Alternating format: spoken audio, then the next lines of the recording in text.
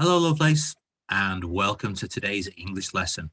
We're going to carry on with our focus on a non-chronological report. And today we're going to look once again at our model text, just for clarity. So same questions today as yesterday. Can I understand the model text? Okay, you're going to become very, very familiar with this over the next few days. And that is the whole purpose of the lesson. So here it is again. Reminder, we've got the main heading, the title at the top here. Each of the sections is broken down into paragraphs focusing on a particular thing, each one with its own subheading, which helps the reader locate the information they're looking for. In addition, we've got pictures together with captions explaining what is going on in the picture. And this is the sort of text, the sort of information you might find if you open up any information book in the library.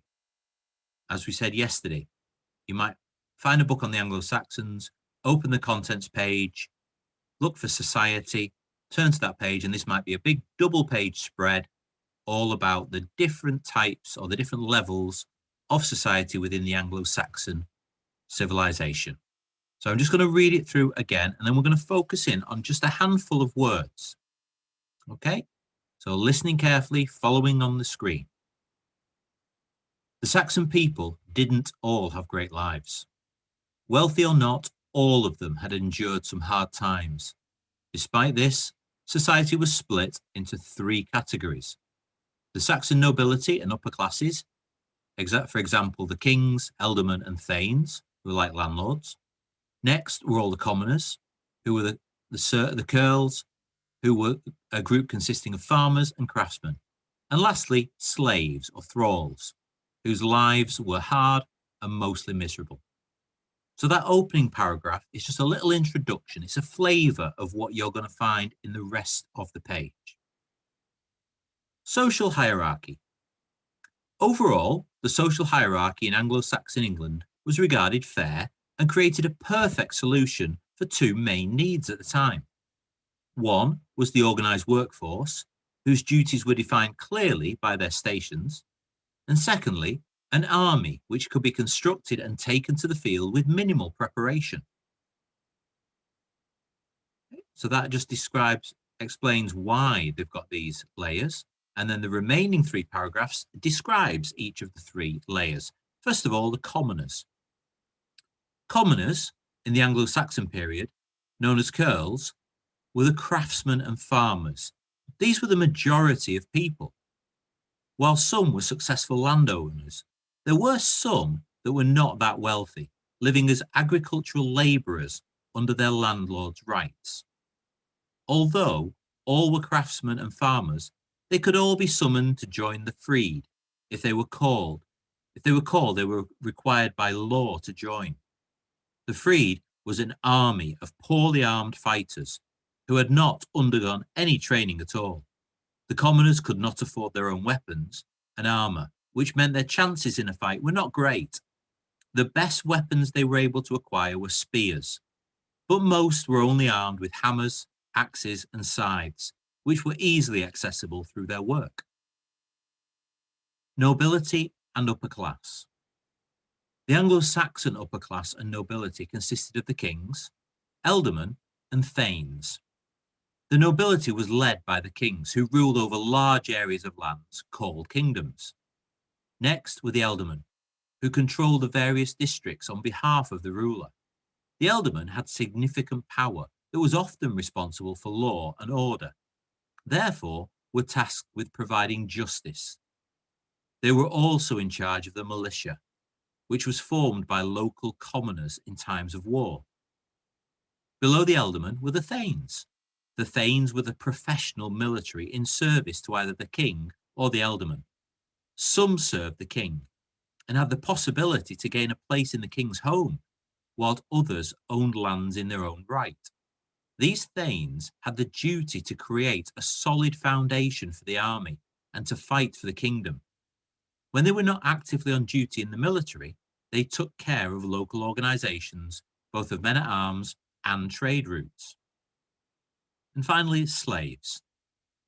At the bottom of the structure of society in Anglo-Saxon times consisted of the slaves, who were called bondsmen or thralls. Slaves were either prisoners captured during the wars, Britons, natives of Great Britain, or Saxons falling into debt, who literally had to sell themselves to slavery. They did not have many rights under the law, and they could be harshly punished without any thought of justice. Punishment, which includes being killed, was easy to receive for slaves. Okay, so that's our text for the week. A non-chronological report, an information text. But let's just focus in on some of the language within that. Not so much the Anglo-Saxon terms, but just words that we might actually use in our own writing every now and again. So just in that first paragraph, or the first two paragraphs, I should say, we've got endured. Now, to endure something is to suffer something, and to suffer it patiently. To endure, you've suffered for a long time. Okay, so if it's difficult or painful, I mean, at the moment we are enduring lockdown. We are putting up with something that is difficult for a long period of time, and you're doing an incredible job, guys. But to endure something is to suffer something patiently, just to get on with it. Nobility. Nobility, these are the group of people belonging to the highest social class. We still have nobility today. We still have a royal family. So we have a king, we have the Queen and Prince Philip. We have various princes and princesses. We have dukes and duchesses. We have earls, barons. We still have that nobility, that highest social class in the country. And hierarchy. Hierarchy is the system in which members of an organization or society are ranked according to their status or authority. So within a factory, within a company, there will still be a hierarchy. You will have the boss, then you'll have different ranks below them. I mean, in the police force, for example, at the very top, you've got the chief constable. But then under there, you've got superintendents, you've got inspectors, you've got sergeants, you've got constables, and so on. So a hierarchy is an accepted group of layers within an organization or within a company. Within the commonest paragraph, I picked out these words. Agricultural. So agricultural is anything relating to farming. So a tractor is an agricultural machine because it's usually used within farming. A spade is an agricultural tool, again, because it's often used with relating to farming. So agricultural to do with farming. Acquire is to buy or obtain. So to acquire something is to get it, whether you bought it or whether it was given to you, or even to steal something means you've acquired it. So if you take possession of something, you have acquired it. And then accessible is something that you can get hold of. It's easily accessible, it's easily obtained or used. Okay. In the nobility passage, I chose these words. Districts, an area of a country or a city. Okay, so we're in a particular district of Slough. The school is in the Langley district of Slough. Okay, so district is, let's say, an undefined area of a city or country or part of a town or whatever. Okay, so a smaller area of a larger thing. Professional, basically a person competent or skilled in a particular activity. Nowadays, professional refers to someone who is paid for a particular task.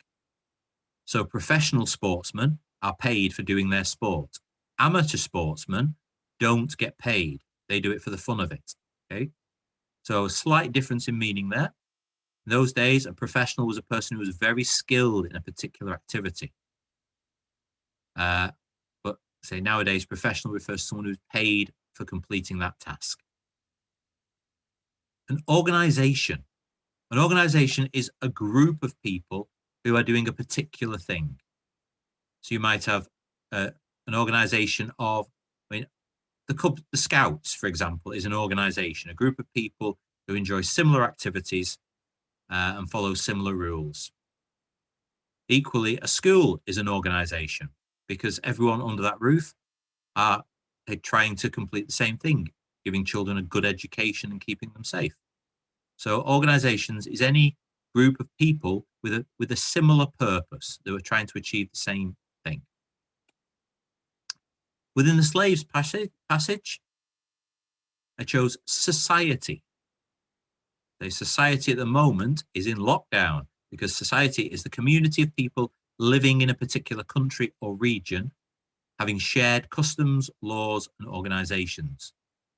So society is a group of people who follow the same laws, usually in the same country, or you might zoom that in, the society within the same town, even the society within the same street.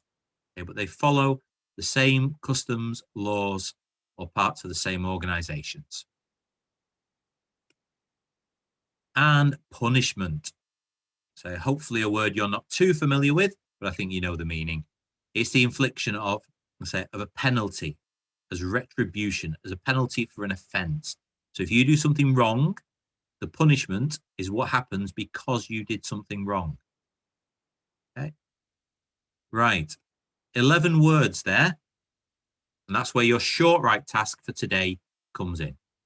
I want you to write sentences using all 11 of those words, and I'll go through them again. Don't worry. So all 11. But my question to you is, how fewer sentences can you write and use all 11 words? Now, your sentences need to make sense. Now, the easiest way to do this task will be to write 11 separate sentences, but that's a little bit boring, and I'm sure you're up for a challenge. So your challenge is, can you write more than one of these words in a single sentence? Can you use parentheses? We talked about those last week.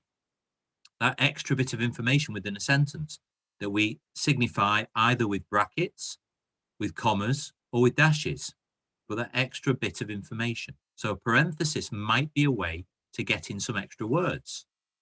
Now, I don't think you can come up with one sentence with all 11 words and for it still to make sense. I don't think that's possible.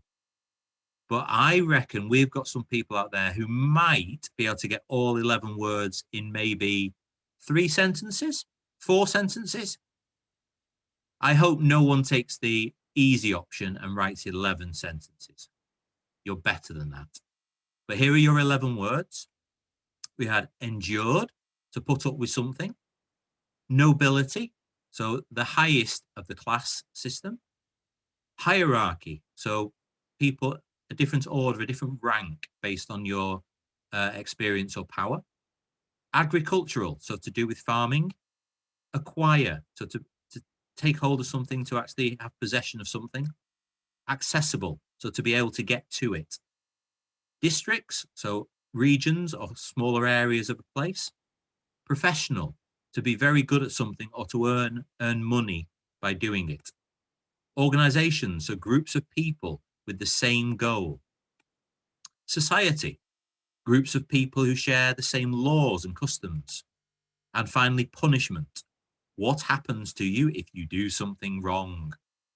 Okay, so 11 words, all to be used correctly in a sentence, but how many words can you put into each sentence so they still make sense? Okay, so there's your task for today, and that brings us to the end of today's session. Okay, freeze this page if you want to just jot down those words, or go back in the video if you want to look again at the definitions. But for now, that's the end of today. Keep safe, guys. Look after yourselves, look after those around you, and I will see you very soon.